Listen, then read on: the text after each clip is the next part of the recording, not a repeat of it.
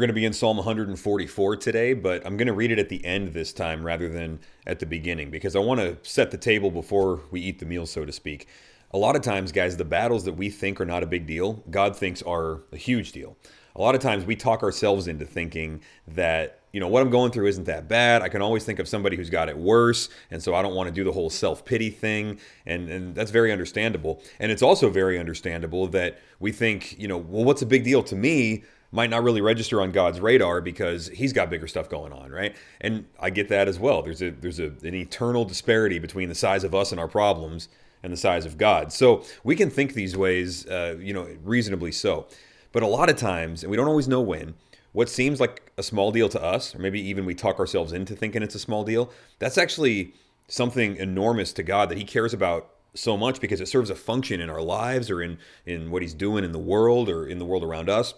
And it serves a function that we're not aware of. And so it's a bigger deal to him than it is to us, whatever battle we're fighting or whatever it is that we're going through.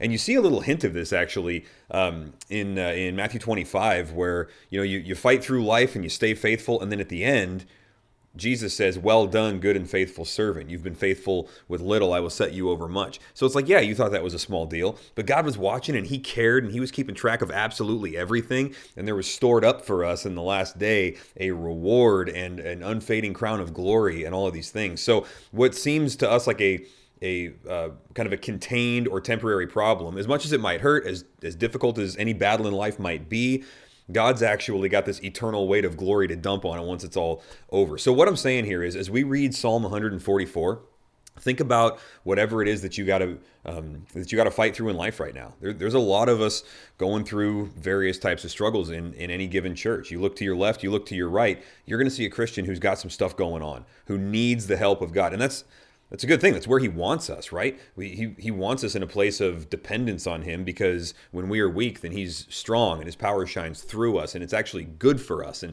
it makes us more like Jesus. So Christians often have, and in fact, not just often, regularly and normally have big stuff going on that's difficult. And I mean, part of that is not because we're Christians, it's just because it's life, and life is hard in a fallen world. So we got battles to fight. For some of you, they're big. Some of you, they're small. Some of you, they feel small, but in God's view, they're big. So as we read Psalm 144, I want you to have in mind whatever it is that you got to fight through right now. Employment stuff, family stuff, relational stuff, financial stuff, spiritual stuff, future planning, current tragedy, heartbreak, whatever these things are that you got to be going through right now. I want you to not be shy to call down the full power of God in prayer, to request things that are bigger than we should know to think or ask. All right. Psalm 144. Blessed be Yahweh, my rock, who trains my hands for war and my fingers for battle, my loving kindness and my fortress, my stronghold and my deliverer, my shield, and he in whom I take refuge. Who subdues my people under me? O Yahweh, what is man that you take knowledge of him, and the son of man that you think of him? Man is like a mere breath. His days are like a passing shadow. Bow your heavens, O Yahweh, and come down. Touch the mountains that they may smoke. Flash forth lightning and scatter them. Send out your arrows and confuse them. Stretch forth your hand from on high. Rescue me and deliver me out of great waters, out of the hand of aliens, whose mouths speak deceit, and whose right hand is a right hand of falsehood. I will sing a new song to you, O God.